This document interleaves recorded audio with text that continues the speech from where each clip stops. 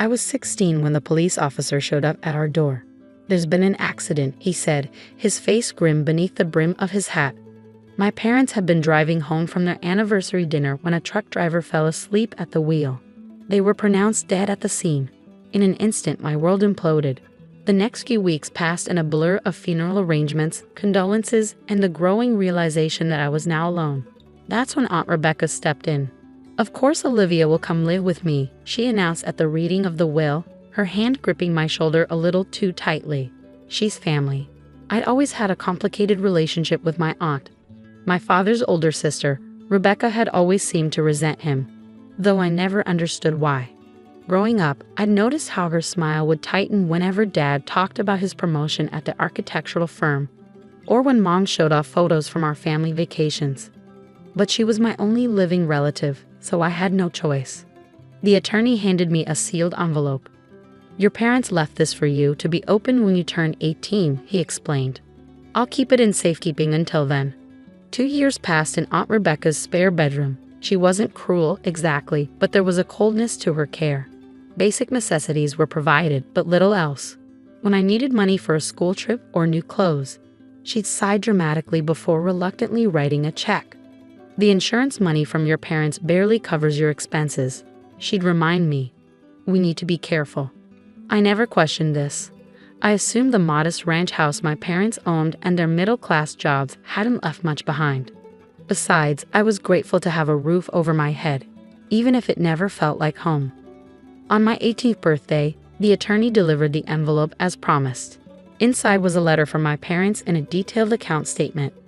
"Dearest Olivia," it began in my mother's familiar handwriting. "If you're reading this, something has happened to us. Know that we love you more than anything in this world, and we've tried to prepare for every possibility, including this one." The letter explained that they had set up a trust fund for me when I was born. Years of careful saving, smart investments, and a substantial life insurance policy meant I had nearly $800,000 waiting for me.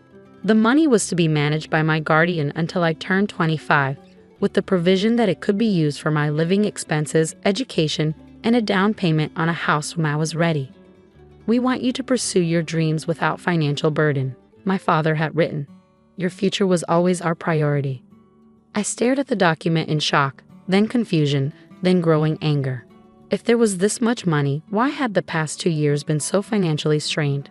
Why was I working part-time at a coffee shop to save for college when there was more than enough set aside for my education? That evening, I confronted Aunt Rebecca, letter in hand. "Oh, that," she said dismissively after glancing at the papers. "Your father always was an optimist. Those investments didn't perform nearly as well as he anticipated. And after the funeral costs, estate taxes, and your living expenses, there's hardly anything left." "But the statement shows." "Financial statements can be misleading, Olivia," she interrupted. "Your father never did understand money properly.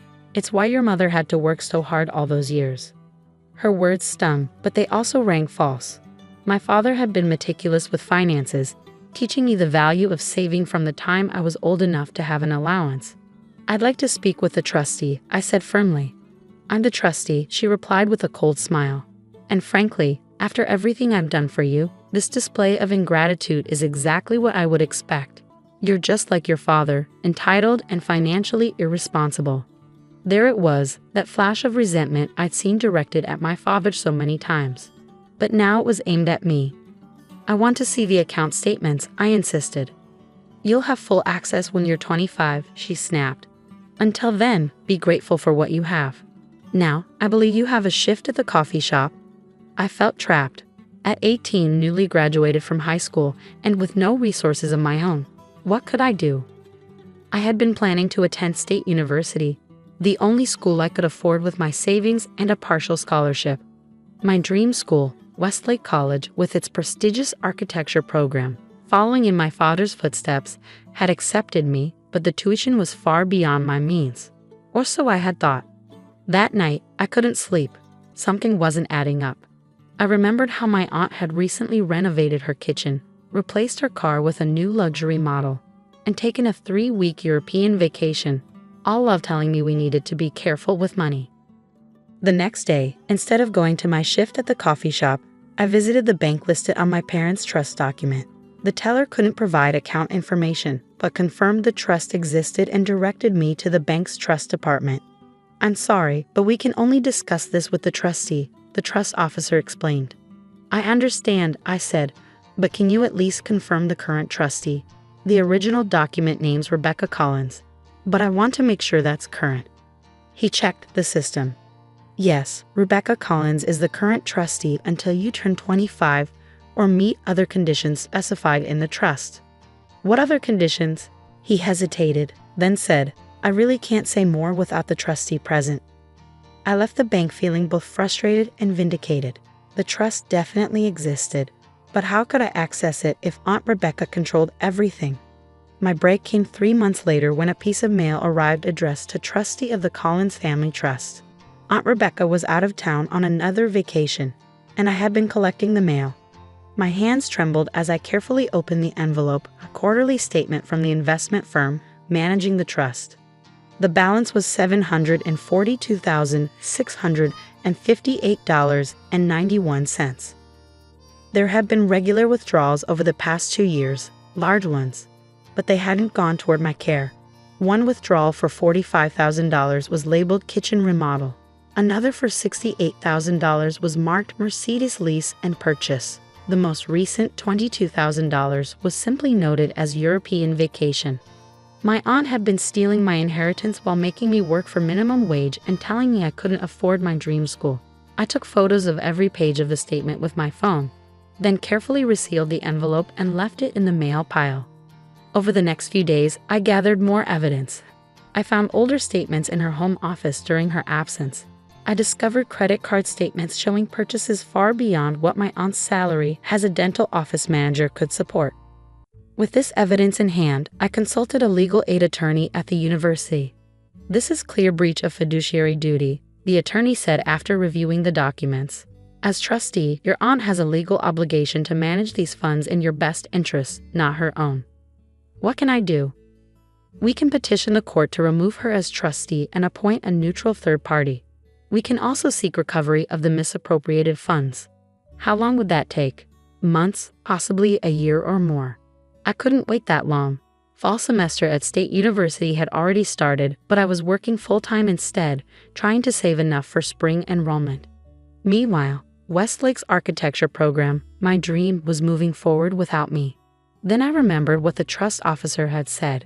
"Until you turn 25 or meet other conditions." What were those conditions? I returned to the attorney who had delivered my parents' letter. "I need to see the full trust document," I told him, "not just the letter they wrote me." He hesitated. "Your aunt, as trustee, would normally be the one to." "My aunt is stealing from the trust," I interrupted, showing him the evidence I gathered. "Please, my parents wanted me to have this money for my education. That's not happening." Perhaps it was the desperation in my voice, or maybe it was the compelling evidence of my aunt's misdeeds, but he retrieved the document from his files. There in section 7.3 was my answer. Upon enrollment in an accredited 4-year university or college, the beneficiary shall have access to funds necessary for tuition, room, board, and reasonable educational expenses to be dispersed directly to said institution and to the beneficiary for living expenses. I didn't need to wait until 25. I just needed to enroll in college, which I had been trying to do all along. Armed with this knowledge, I formulated a plan. I applied for spring admission to Westlake College, explaining my situation to the admissions office, who agreed to hold my spot from the previous acceptance. Next, I gathered all my evidence, the trust document, the bank statements, the credit card bills, and made multiple copies. I sent one set to the trustee department at the bank with a formal letter requesting enforcement of Section 7.3 and an audit of all previous distributions. Another set went to the attorney who specialized in trusts. A third I kept for myself. Then I waited. The response was swift. Within a week, I received a call from a new trust officer at the bank. "Ms. Collins, we've received your documentation and have initiated an investigation," she explained. "In the meantime, we've frozen all distributions from the trust except those explicitly for your education." 2 days later, Aunt Rebecca stormed into the house, face flushed with rage. "What have you done?" she demanded, waving a letter from the bank. The account is frozen. How dare you go behind my back? I stood my ground. I know what you've been doing with my parents' money, the money they saved for my future. I took you in, she shouted. I've clothed you, fed you, given you a home for 2 years, and stolen hundreds of thousands of dollars from me in the process. I replied calmly, money that was meant for my education and start in life. You have no idea what my life was like growing up with your father, she spat. The golden child who got everything while I struggled. He didn't deserve that money, and neither do you. There it was, the resentment laid bare. This had never been about me. It had been about her jealousy toward my father, a grudge carried for decades and now transferred to me. Pack your things, she ordered. I want you out of my house by tomorrow. I had anticipated this reaction. I already have a dorm room waiting at Westlake, I told her. I start in January. Her eyes widened. Westlake? You can't afford Westlake. Actually, I can. The trust is paying for it directly to the school, as my parents intended. The next few months were a whirlwind. I moved in with a friend until the dorms opened, enrolled in my dream architecture program, and watched as the legal system slowly worked on recovering the funds my aunt had misappropriated. The bank removed Aunt Rebecca as trustee, appointing a professional manager in her place.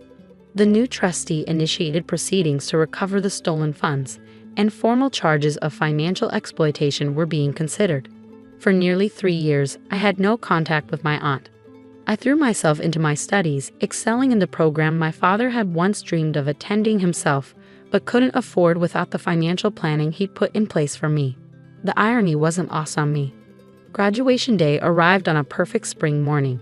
As I sat among my classmates in my cap and gown, I scanned the audience out of habit, not expecting to see any family there to celebrate with me.